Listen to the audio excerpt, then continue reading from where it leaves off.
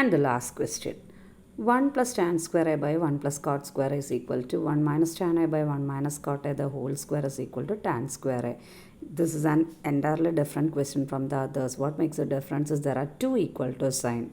For the previous question there was one LHS and RHS, but here there are three parts to prove. So what we are going to do is we will prove first part equal to third part and second part equal to third part, so that first part will be equal to second part will be equal to third part. Clear? We will prove first part equal to third part and second part is equal to the third part, so that first part is equal to the second part is equal to the third part. So what we are going to do is we will take the first part, 1 plus tan square a divided by 1 plus cot square a. The method is the same. What we will do is we will convert every trigonometric functions in terms of sine and cos. So 1 plus sine square a divided by cos square a whole divided by 1 plus cos square a divided by sine square a. How I got sine square a by cos square a instead of tan square a? Instead of tan a, the value is sine a by cos a. So instead of tan square a, I applied sine square a by cos square a. And cot a is cos a by sine a. So cot square a will be cos square a by sine square a. Again, what you have to do is take separate LCM for LHS and the numerator and the denominator. So the numerator's LCM is cos square a. What about the numerator's numerator? Cos square a into 1 is cos square a plus sine square a. So the numerator becomes cos square a plus sine square a by cos square a. And what about the denominator? LCM for the denominator is sine square a. 1 into sine square a is sine square a plus cos square a.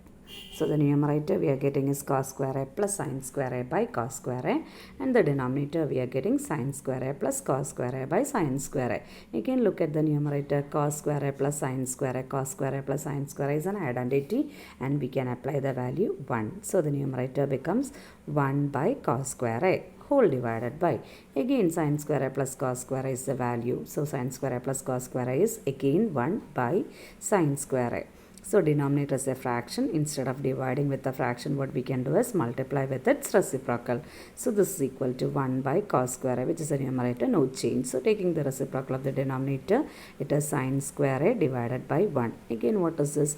1 into sine square a is sine square a, and cos square a into 1 is cos square a. That is actually sine square a by cos square a. Sine square a by cos square a is tan square a. So what we proved now is first part is equal to the third part. Again, what we are trying to do is we will prove second part is equal to third part. So take the second part. Second part is 1 minus tan a by 1 minus cot a the whole square. Again, the method is the same. Convert in every term in terms of sine and cos. So 1 minus sine a divided by cos a whole divided by 1 minus, instead of cot a I can write cos a by sine a the whole square. This is equal to, take LCM in the numerator again. So the numerator becomes cos a minus sine a by cos a the whole square. I am giving the separate square divided by, again take the LCM for the denominator, sine a minus cos a by sine a the whole square. So actually numerator is a square, this cos is having the square, sine a minus cos a is having the square, this sine a is also having the square.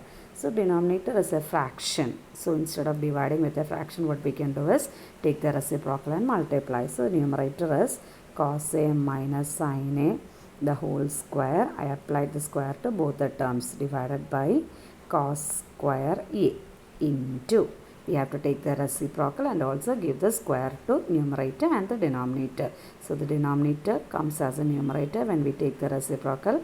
Sine a the whole square is sine square a divided by, this will be sine a minus cos a the whole square. Okay, again before going to the next step, we have to deal with something. What is a minus b the whole square? A minus b the whole square is actually a square plus b square minus 2ab. So that we are familiar with the identity. Same way, what is b? Minus a the whole square. What makes the difference is, in the first case I took a as the first term, b as the second term. In the second case I took b as the first term and a as the second term. What is b minus a the whole square? B square plus a square, since it is minus minus 2ba. That means these two terms are the same. a square plus b square. Here it is also a square plus b square minus 2ab and minus 2ba. These two RHS are the same. That implies a minus b the whole square is equal to b minus a the whole square. Clear? A minus b is not equal to b minus a, but a minus b the whole square is equal to b minus a the whole square. I will show another example. What is 5 minus 6 the whole square? 5 minus 6 the whole square is minus 1 the whole square, which is 1. We are familiar, isn't it? 5 minus 6 is minus 1 square is 1. And if we take the reverse way, 6 minus 5 the whole square, 6 minus 5 we know it is 1. 1 square is also equal to 1. Clear? So what's the conclusion is a minus b the whole square is equal to b minus a the whole square. Same way what we got here is cos a minus sin a the whole square, and here it is sin a minus cos a the whole square. Just the difference is in the sign of the terms. Here cos a is positive, sin is negative. Here sin a is positive, cos is negative. A minus b and b minus a. Since there is a square, these two terms are equal, gets cancelled. That is equal to sin square a divided by cos square a, which is equal to tan square a.